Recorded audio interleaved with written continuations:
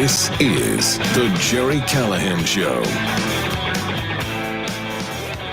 The party told you to reject the evidence of your eyes and ears. It was their final, most essential command. George Orwell, 1984. In 2024, we are living through it, man. This is the strategy for the Biden campaign, the mainstream media, the Democrats in D.C. They're going to tell you for the next 5 months to not believe your lying eyes. It's an amazing thing to watch unfold. Their man, their guy, their candidate is a feeble, dementia-ridden old man, incapable of even running for the office of the president, incapable of campaigning, even making appearances without making everybody uncomfortable. So what's the strategy? Let's tell everyone it's a deep fake. Let's claim the videos you see are manipulated and edited and by the Republicans to confuse you, to mislead you. Yes, it's misinformation. We're going there again.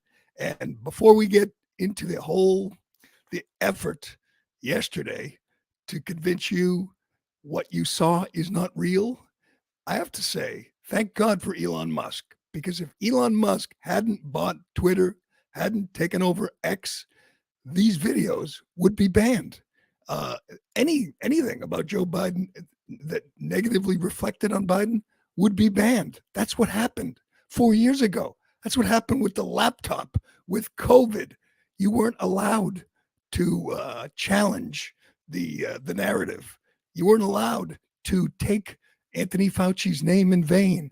You weren't even allowed to call Rachel Levine a man. These were the rules that social media established after they were pressured by the FBI and the DOJ in an effort to undermine the sitting president.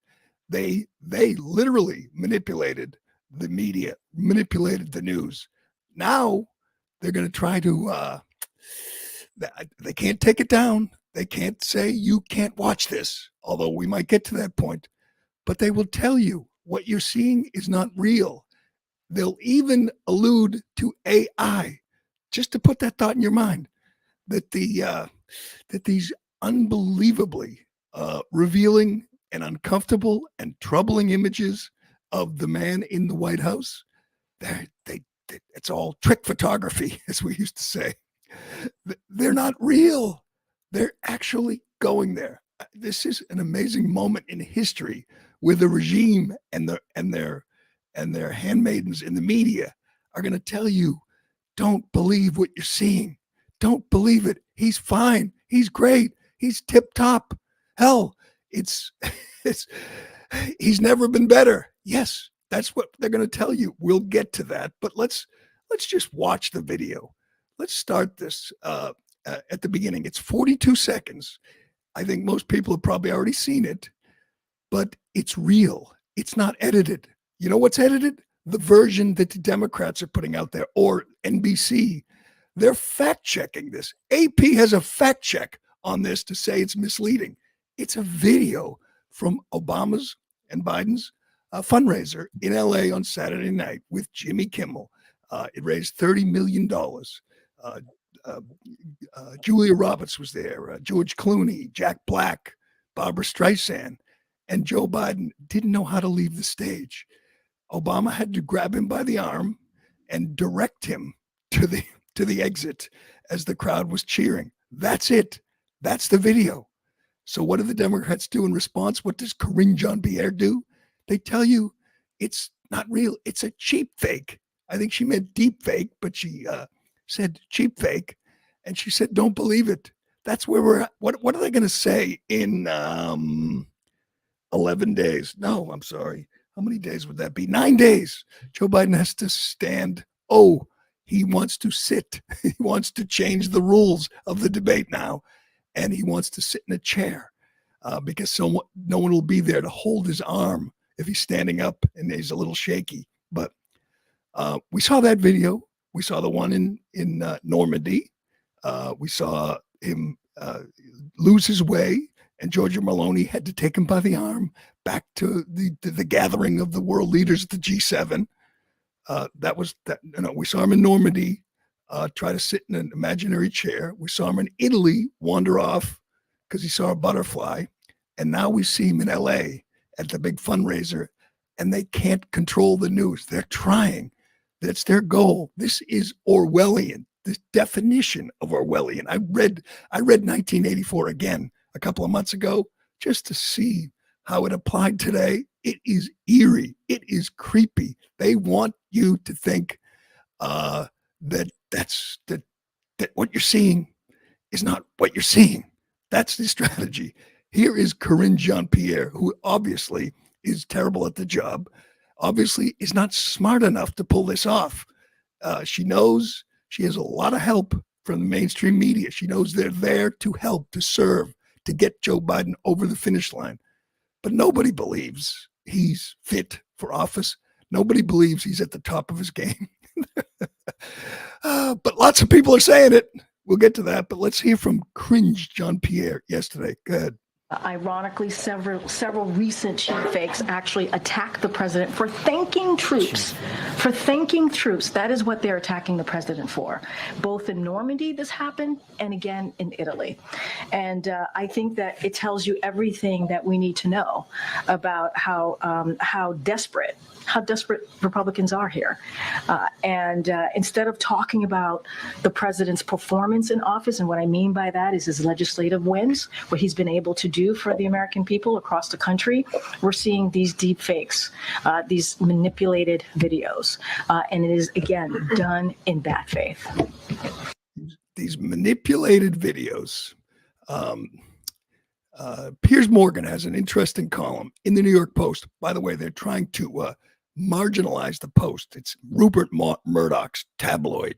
So they don't want you to believe what you read in the New York Post. The New York Post, which accurately reported the laptop, and then the 51 lying intelligence officials, and Anthony Blinken and Joe Biden went into action to claim it was Russian disinformation. The federal agencies, the FBI and the DOJ, who were working for Trump at the time, did Biden's bidding, pressured social media companies to lie and suppress the laptop that was accurate, as we all know now, 4 years later. And they've moved on from the laptop, and now they're going to claim the New York Post is manipulating videos. Piers Morgan writes, the Obama-Biden arm grab wasn't just a senior moment. It was the moment everyone realized the president's not fit for office. And Piers Morgan's no right-wing firebrand, as we know. But I would say, I'd correct this and say it's just the latest moment where everyone realized the president's not fit for office. We've seen dozens, hundreds of these, Piers, over the last 3.5 years. Everybody knows he's not fit for office, which makes KJP's job, John Kirby's job, hell, Joe Scarborough's job, even tougher. They have to convince you for 5 months now, less than 5 months, that this man, who we will hear from, is okay. He's not okay. That's where we are in this country. Donald Trump is 78 years old, and they're going to tell you, oh, they're both old. Everyone's old. They're all old. That's what Mark Cuban tweeted out after Piers Morgan's column was posted. He said, oh, they're both old. Yeah, it's not an issue. I'm sorry. Trump doesn't have dementia. He's old. I wish we had a younger candidate. I wish we could have somebody in their 40s or 50s running for this office, but we don't. We have a 78-year-old who does not have dementia and an 81-year-old who does. That's your choice. And I know people hate Trump. I understand that. There's a visceral hatred for the man among tens of millions of Americans. But you cannot honestly say the man we're looking at is fit for the job, it could do 4 more years. I don't think he could do 4 more months in office. And no one wants to talk about the alternative, Kamala Harris, who would be a disaster. So they are stuck. A lot of people predicting he won't make it to election day. I know I've said that, but he's too stubborn. He's a narcissist. He thinks he beat Trump once, so he'll beat him again. Well, 4 years ago, he was a different man. 4 years ago, he had all the federal agencies working with him, big tech, big media, all working for him, working with him, and he could hide because of COVID. Can't do that anymore. He's on his way to Rehoboth Beach already to relax, I guess. And then he goes to Camp David to prep for the debate. And then Jake Tapper and Dana Bash go into action to protect him. But let's listen to him yesterday in the White House. Go ahead.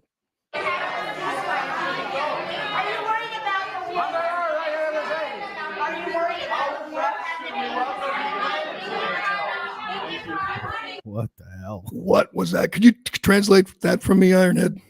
He's trying to be cute, I think. He's that was the scariest thing he's done, I think, so far. It's close. It's close. I still think when he did the motorboat to the little baby, I think it was in Ireland, he went up to the little baby and boom, he motorboated a baby just to get a sniff. But he did speak at this event. He's not capable of appearing alone, like holding a rally. He needs Obama. He needs Jimmy Kimmel. He needs all the Hollywood celebrities. That was a bad look the other night in L.A. Trump was in Detroit at a black church trying to win over black voters, and Joe Biden was with Julia Roberts and George Clooney. And he was forced to actually answer some questions. And this is another amazing moment. And again, Piers Morgan, the arm thing was bad, but just pick any moment we've seen him in public in the last month. They're all very concerning. But I got the, let me see if I get the transcript up. Let's play it, and then I'll give you the transcript of Joe Biden, I don't know, talking about his accomplishments in office with Obama, looking at him with real concern in his eye. Look at the way Obama's looking at him going, oh my God, did I really pick this fossil as my running? Did I really help him win the presidency? It's a little concerning for Barack here, but go ahead, play it. And guess what? It's growing. The economy's growing. People are doing better. We have the highest unemployment, the lowest unemployment rate in 50 years. We have more people. We've had over 15 million people brand new hired into the workforce. My son says we all have various short-term descriptions for your jobs, for what you accomplished. And you should say Joe Jobs. Oh my God! Someone should be handing him a bowl of tapioca right now and telling him what time Wheel of Fortune's on. Someone should be making him comfortable. That's what you do with a man that age in that condition. The White House has to put out transcripts of his words. What a job that must be. You're in the White House and your job is to transcribe that gibberish. And sometimes they fake it, they lie, they change the words. That's why that's why they are protecting the Hur audio from the Robert Hur interview.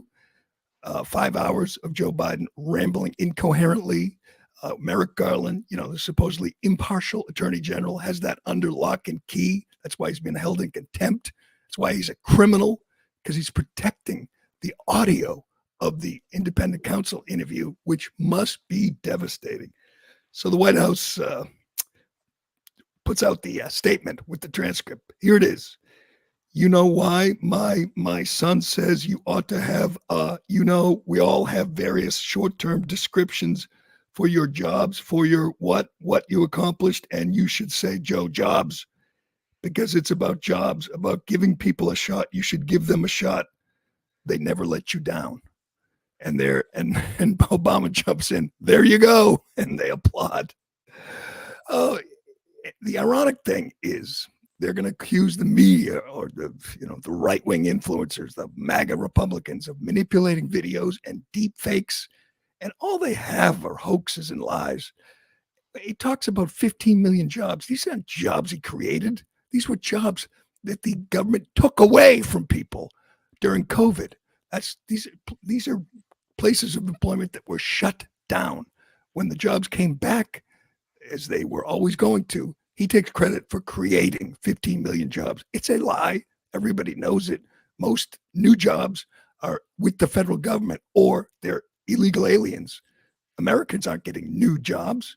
And maybe Trump will mention that in the debate. Maybe he'll try, and Jake Tapper will cut his mic. But we are living in a bizarre Orwellian world of lies and fiction and false narratives. We do have this supercut. This is an amazing supercut. I don't know how they do it. I say this all the time about Joe Scarborough. He puts on a performance every day for 4 hours, and he just lies. He just tells you what you're seeing isn't real. He tells you Joe Biden is tip top, and he does it, gets up again the next day and does it again. They claim Trump is senile. Biden's fine. This is what you get if you tune into MSNBC, which I do and almost every morning, just to watch this incredible performance by these phonies and liars and frauds. They make a lot of money. I know that. They get paid well, but it's just a performance. It's not real. They're not reporting the news. They're not giving you honest reactions. They're doing everything they can to help Biden over the finish line and to stop Trump. That's all. This is 3 minutes. We'll play, I don't know, a minute or two. But this is real. This is the media telling you to not believe what you're seeing. Go ahead. Start your tape right now, because I'm about to tell you the truth. And F you if you can't handle the truth. This version of Biden is the best Biden ever. She knew so long as she was 9. In fact, I think he's better than he's ever been. President Biden has a photographic memory. His understanding and mastery of a complicated geopolitical situation is remarkable. He is sharp, intensely probing, and detail-oriented and focused. Jackie, are you here? Where's Jackie? I didn't think she was going to be here. I was sitting, 2 feet from him across the table, and he was, intense. Had trouble walking sometimes? Yeah, so did FDR. He wanted GD war. But he's totally focused. He's very sharp. They say he's sharp in meetings and so on. Very lucid, very well informed. Biden is stately, and he comes with gravitas. There hasn't been, as far as I know, a single claim that Biden made a mistake. Ageism is an issue. Americans have a rich history of holding people's physical characteristics against them. Okay, you can ask African Americans. He's older. That doesn't mean that he is unfit, and there's a lot of ageism there. Now, this age attack, this obsession by the right, Joe Biden may not be able to speak for himself the way that he used to. They want to think to take on government if we get out of line, which they're talking again about, and that's him lying around. I think people should be speaking up for Joe Biden. Americans and reporters in the media are just judging him by a physical appearance, and it's horribly unfair. Age is an asset. He showed exactly how with it he is. The flip side of this coin is that he has a tremendous amount of wisdom and experience. Have you heard any concerns from anyone who has met with President Biden about him seeming a little slower? No. More wild speculation from a bunch of people who have probably never been in a room with Joe Biden and certainly don't have medical degrees that I'm aware of. You don't get paid for performance to be president. The job is not a job of endurance. I don't see Donald Trump out bike riding like Joe Biden. It's the Hillary's email. All they have is that he's old. He can clear a dementia bar, and that's probably a win. The media are not fair, and they're getting less and less fair, and things are frightening. You have Wall Street Journal running a horribly sourced piece saying that Biden is unfit. Dubious Wall Street Journal report about the president's acuity. shoddy story by the Wall Street Journal questioning Biden's mental fitness. Wall Street Journal story had a lot of flaws, as you said.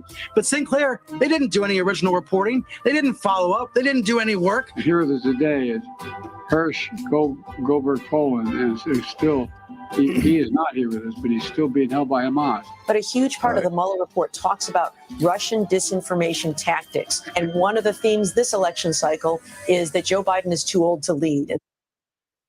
There you go. That's the Russian disinformation of 2024, that Joe Biden is with it. The best he's ever been, says Joe Scarborough. Hat tip to Tom Elliott Agravian for that amazing supercut. But that's what we're living through now. It is scary. I'm telling you, this debate is going to get Super Bowl numbers.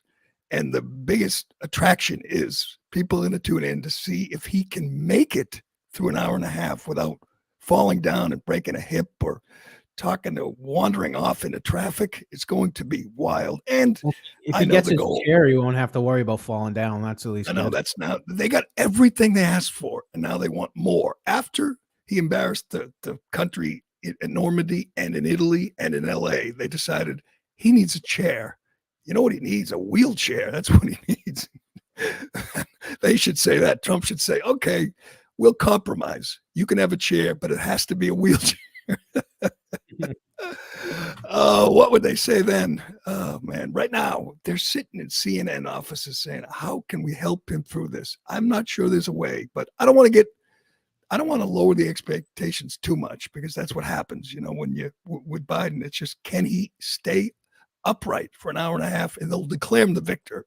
I can't wait to see Joe Scarborough the next morning talking about how robust and virile Joe Biden was. I know they got a tough job for the next 5 months. And I don't think most of them are smart enough to pull it off. Certainly KJP is not, but all right, we got so much to get to. We're going to do this every day. Ironhead, the latest violent crime from one of Joe Biden's undocumented newcomers to this country. He's letting them in. He's letting them in by the millions. And Trump's right. Many of them are criminals. Many of them are gang members. And gang members do gang member things when they get to this country. We got another violent crime that should never have happened. And we'll get to the Celtics winning the NBA championship. And I don't want this to come out the wrong way, but it was too easy. It was just too easy.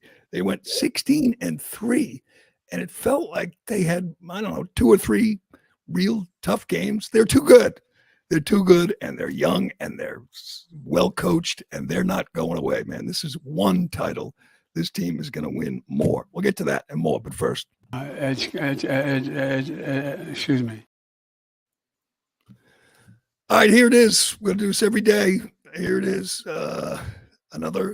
Yesterday we told you all about Rachel Marin, mother of 5. 5 kids in Maryland are without a mother because Joe Biden and the Democrats don't care. They don't care.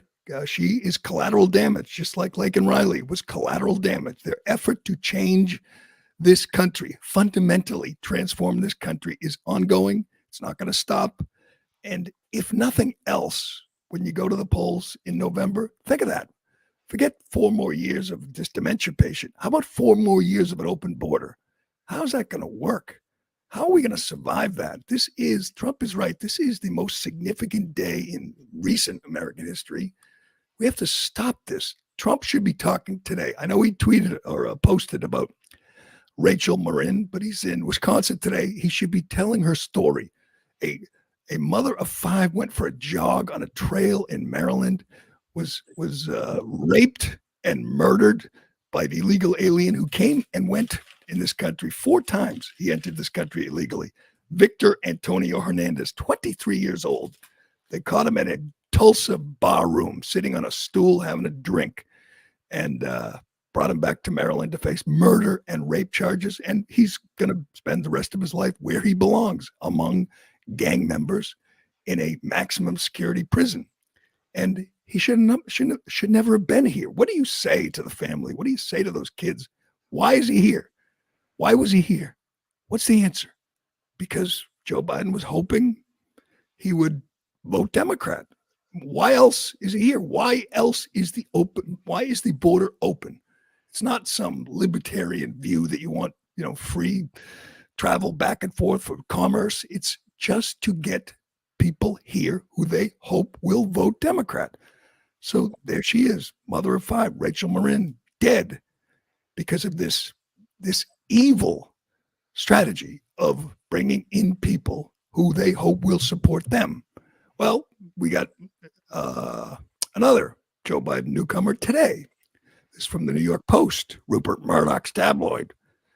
An Ecuadorian migrant is in custody after a 13-year-old girl was sexually assaulted in a secluded part of a big Queens park, according to sources. The migrant, who sources say entered the country illegally in 2021, was taken into custody early Tuesday, 5 days after the girl and a 13-year-old boy were held at knife point with a machete-style blade in a sickening broad daylight attack inside Kissena Park.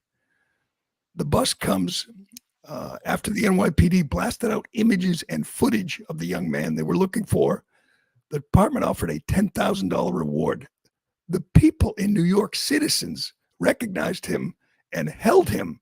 Residents of Queens held him until the cops arrived.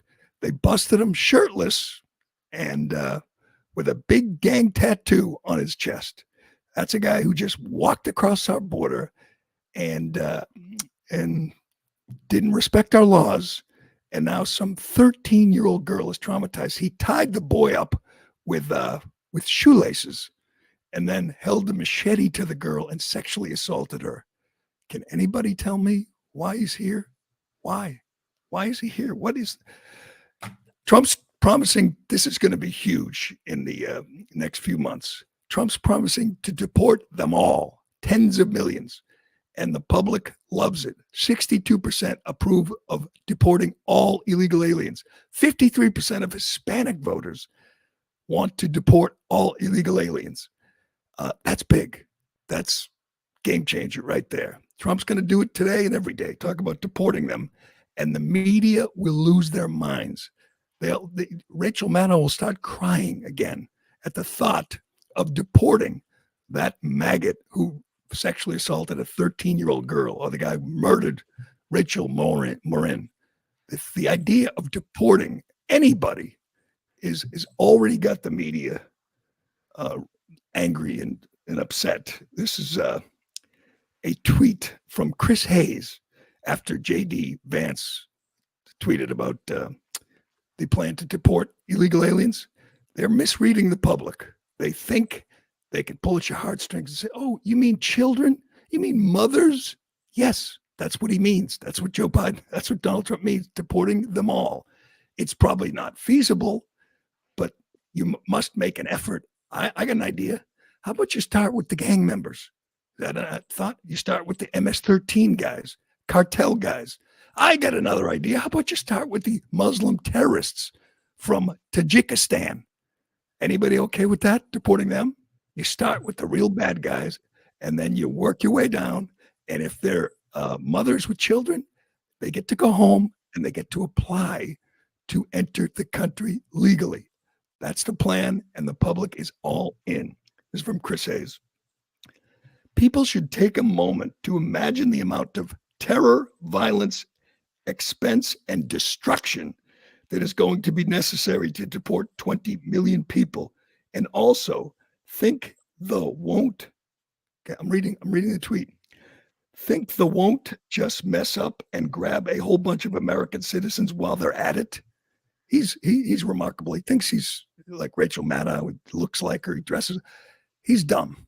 Chris Hayes is not a smart man. The idea that Americans are going to say, oh, no, after they hear about the murders and the rapes and say, oh, no, that would be cruel. That would take, what did he say? Terror, violence, expense, and destruction. I don't know. Let's check in on Rachel Morin's 5 kids. Let's ask Laken Riley's parents. Do you think it'd be worth the terror and the violence and the destruction to deport illegal aliens? I hope this is Trump's going to try to make it an issue, and I can hear it now. Jake Tapper will be interrupting. There he is. There he is. I guess it's a good look for MSNBC. You look like a nerd, a wonk, but he's just not smart enough to. Rachel Maddow, smart. She's full of crap, but she's smart. This guy's just dumb. People are okay with deporting illegal aliens, Chris, particularly people who are affected by it. I know you're not.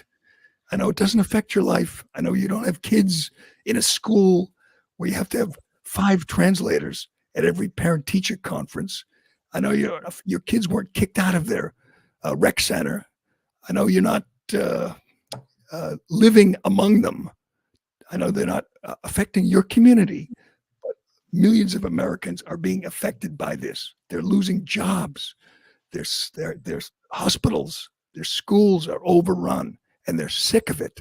And good luck defending this open border policy for the next 4 months or for the next 4 years. They're going to try. They're going to tell you, right now, MSNBC, New York Times, Washington Post, they're looking for, poor, hardworking immigrants just trying to find a better life. They're ignoring the murders, the rapes. You can't be reporting on that. But they're going to find some hardworking migrant, undocumented migrant family, and they say, do you really want to remove them? Do you really want to send them back home? Yes, the public definitely wants to remove them and send them back home. And it's going to be tough. Good luck fighting for that, defending that. All right. I want to do this Nashville story too, because this is wild. The trans shooter, we're finding out about her motivation now. It's been reported. And you know what a left-wing judge in Nashville is doing? Putting the CEO of the Tennessee Star, threatening to put him in jail because he won't reveal his sources. That's where we're at. That's how far they will go to protect a trans individual, even when that trans individual murdered 3 9-year-old kids and 3 adults. I'll tell you about that, and we'll get some more, give you more thoughts on the Celtics. I'm kind of disappointed. Only 7 arrests. I didn't see any cars flipped over. Did you see any cars flipped over? I thought that was a tradition. No, I thought we were going to get like a few of them because I saw people on streetlights pretty quickly. Yeah, that's another tradition. You got to climb the streetlights. Yeah. And like in Philly, every time Philadelphia is in a championship, they grease them up. So they don't mess around. But that's kind of in my neighborhood, so I'm kind of glad. But 7 arrests, I believe, like 5 of them were juveniles, just climbing poles and breaking things to celebrate an NBA championship. I mean, that's what you do, right? You go out and just tear the town apart. But it was like a foregone conclusion. There was no surprise here. So they weren't, everyone's thrilled. They're happy. They got their 18th title. Their team was amazing, but and they celebrated and sang Sweet Caroline on Causeway Street. It was quite a scene. We'll get to that and more, but first. Excuse me. It's been over a year since Audrey Hale went into the Covenant School, a Christian school in Nashville, and shot and killed 6 people, including 3 9-year-old children. We talked about this, obviously, a lot when it happened. It was an extremely disturbing story. At the time, the police chief, as you recall, did a press conference and said that maybe her trans identity was part of the motive, and he promised to release her writings, her manifesto, her tranifesto, as Ironhead called it. It's been a year and 3 months, and they were still protected. Somebody leaked it to the to the Tennessee Star and the Daily Wire. Matt Walsh had it, read it. It's what you'd expect. It's a confused and violent young woman who is struggling with her identity, who'd been indoctrinated into the trans ideology. It was at least partly her motivation. So the motivation of a mass shooter was part of a cover-up by Joe Biden's Department of Justice. The Nashville police were ready to release this. The FBI showed up and said no. Now, why? This is from the Federalist, the story about Michael Leahy. He's the CEO and the editor-in-chief of the Tennessee Star. He is being threatened with jail because he would not tell the judge Jesh, I have this name, J''SASHEA,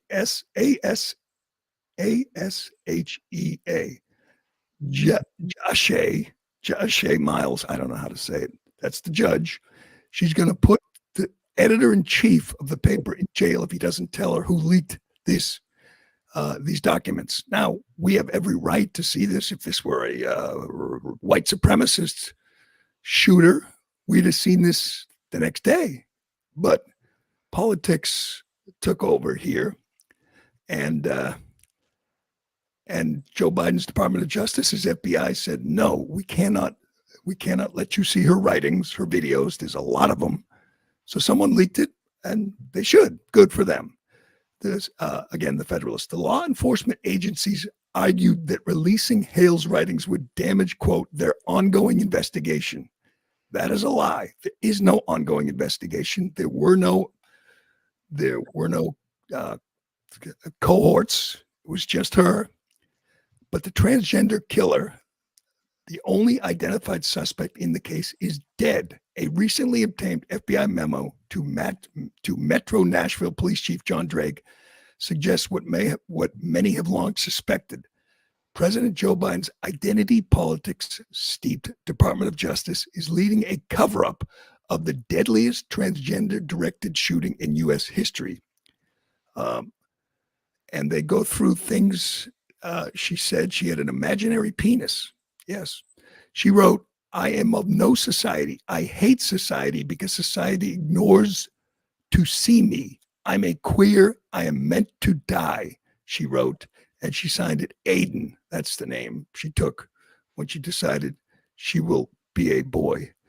Hale also wrote about her imaginary penis and said that she would kill, quote, kill, to get her hands on puberty blockers less than 2 weeks before her deadly errand. Now, she was 28. Why did she need puberty blockers? Quote, my penis exists in my head. I swear to God, I'm a male, she wrote in her journal. And it's exactly what you'd expect, an angry transgender individual upset with society and Christians and her parents because they would not accept her as a male. That is the narrative that Joe Biden's FBI, his DOJ, was protecting, suppressing. We weren't allowed. Hell, it would, again, this would be suppressed today on Twitter if Elon Musk hadn't bought Twitter. You can find the story on X. You can read about it. You can read it in the Federalist. You can hear it on the Daily Wire. But they did their level best to keep this under wraps, to protect the trans community. In fact, you could find this.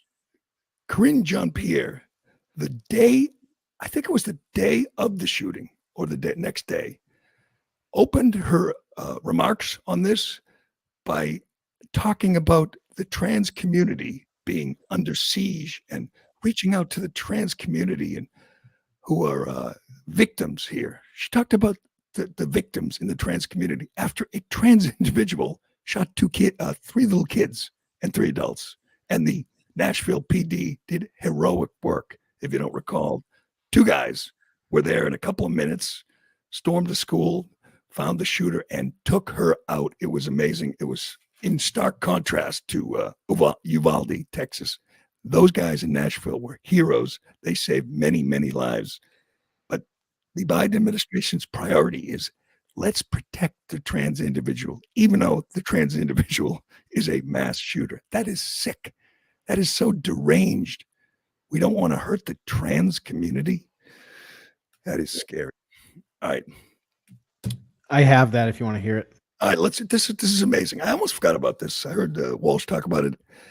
We talked about it at the time, and I said, any day now, we're going to get the manifesto, because it was Nashville, Tennessee. It was not, Cambridge, Mass. They're not going to make a real effort to protect the trans community in Nashville. It didn't matter. The feds showed up, and their priority was not, protecting kids. Their priority was protecting the trans community. Listen to this lunatic react to a mass shooting.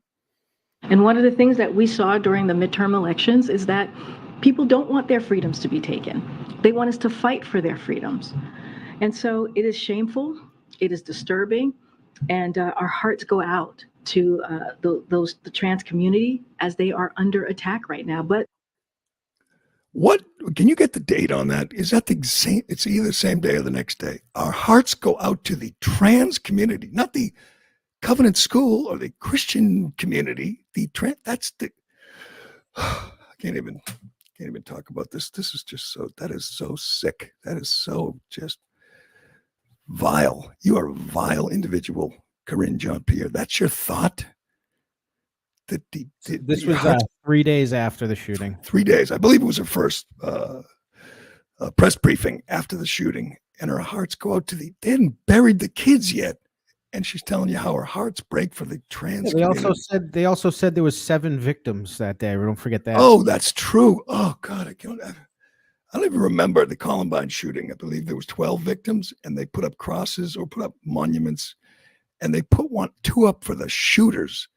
And I believe it was one of the fathers of the victims tore them down, and I love that. I mean, the idea. You're right. Remember they held up 7 fingers because there were 7 victims. Audrey Hale was a victim, and the White House said, "Oh God, these people have to be stopped. We have to."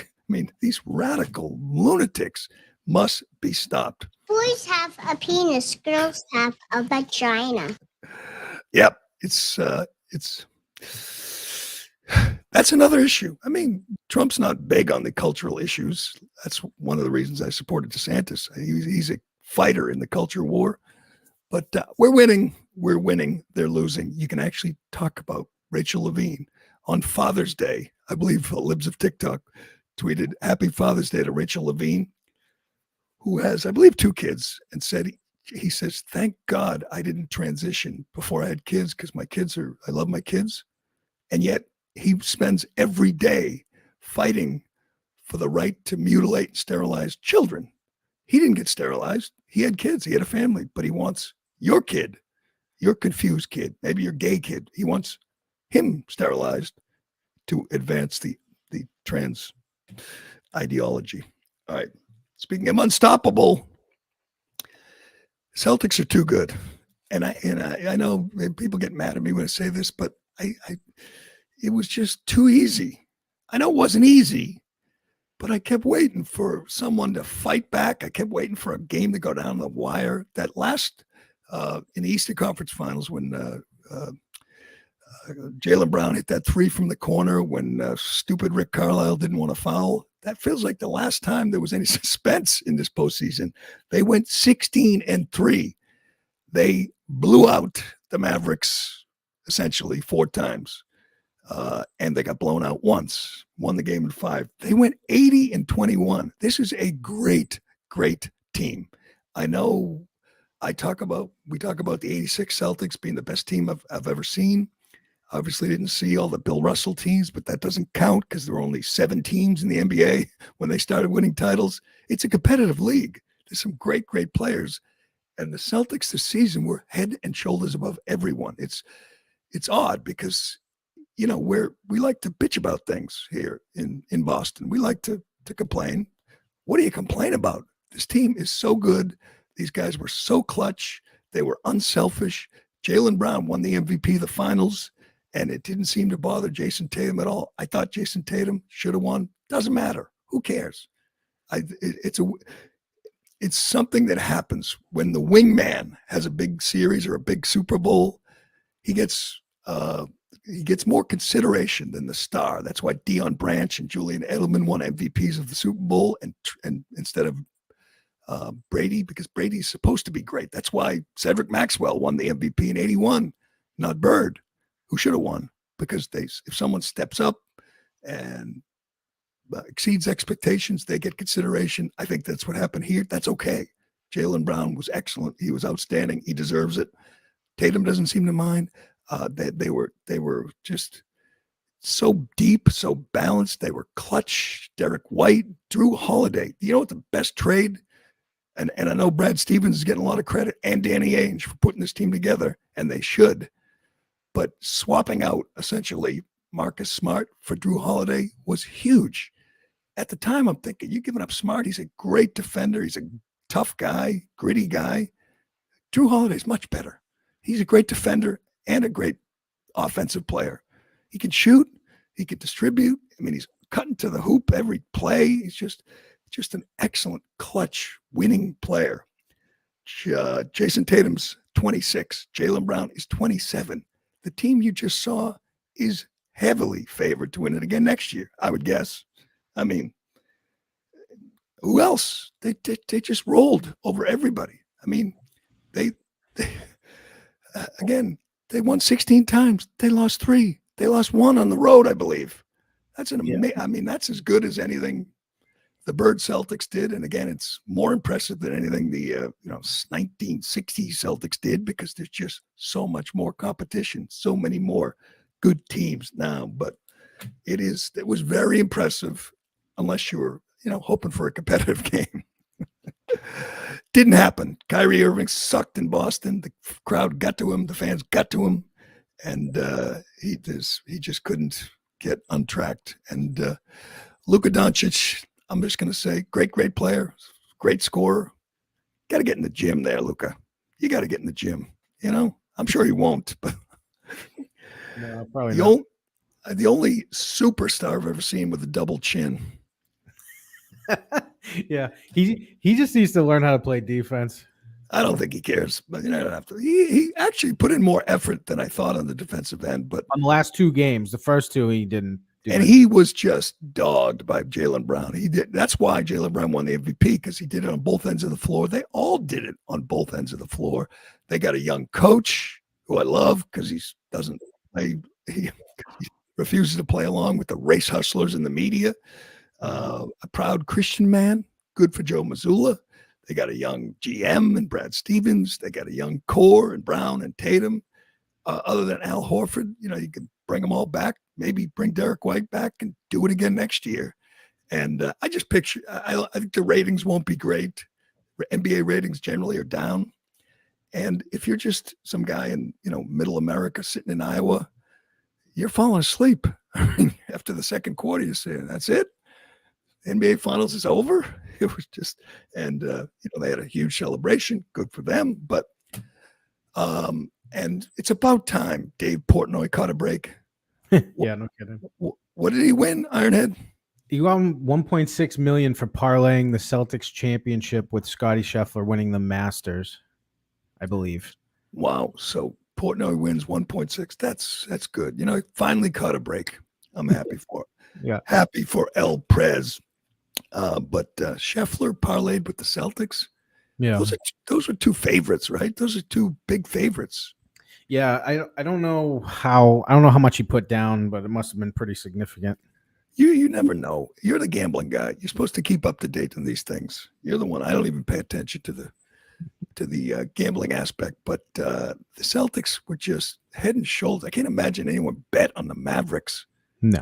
Any prominent? They didn't Colin Cowherd or somebody predict a Mavericks. Yeah, I think what's his name? Skip Bayless did, but he's a Mavericks fan, so I think he was just hoping. Yeah, I mean, I see that, and I was disappointed. The ABC didn't give us any Mark Cuban shots at the end. I wanted a sad Mark Cuban. I wanted a sad face on Mark Cuban. That's what I was hoping for, and I didn't get it. I know he's not the majority owner anymore, but he's still. What's that? Mark Cuban's comment yesterday being like, I'm not voting for anyone who doesn't believe in climate change, and all these articles about his private jet. That's right. His fleet of private jets. Yeah. Typical Hollywood limousine elitist liberal Mark Cuban, and not an NBA champion. Thank God. Congratulations to the Boston Celtics on 18 championships, 1 more than the LA Lakers. I saw 5 more. I mean, 5 more? Yeah, they count those ones in like Minnesota. Why was right. Well, why Urban Magic Johnson congratulated him right away. He's maybe one of the funniest Twitter followers of all time, Magic Johnson. Is he? I gotta follow him then. I didn't even realize funny that. Because he's like so dumb. He just tweets out, he's like, I hate that they have more than us. I wish. You know what I'm into now is the Twitter's tweets from the WNBA bullies, the mean girls. Yeah. They're just gibberish. These are, these are college grads, and they can't write a sentence. It's kind of embarrassing. But you know what?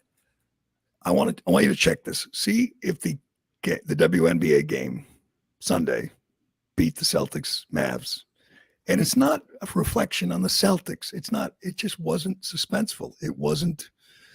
It was Father's Day. Everyone's getting together. It's the only thing on before the U.S. Open. Oh, that game was great. After that cheap shot, all decent people are rooting for Caitlin Clark, and it's fun. Yeah. And she won, and Angel Reese lost, and that was fun. But anyway, we will leave it there.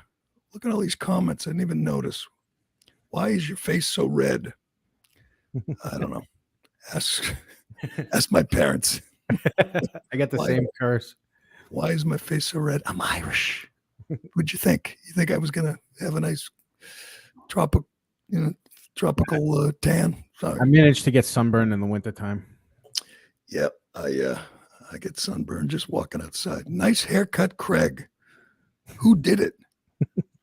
What? All right, forget it. We'll do the comments again tomorrow. We'll leave it there for today. Thanks for listening. Thank you, Ironhead. I'm Jerry.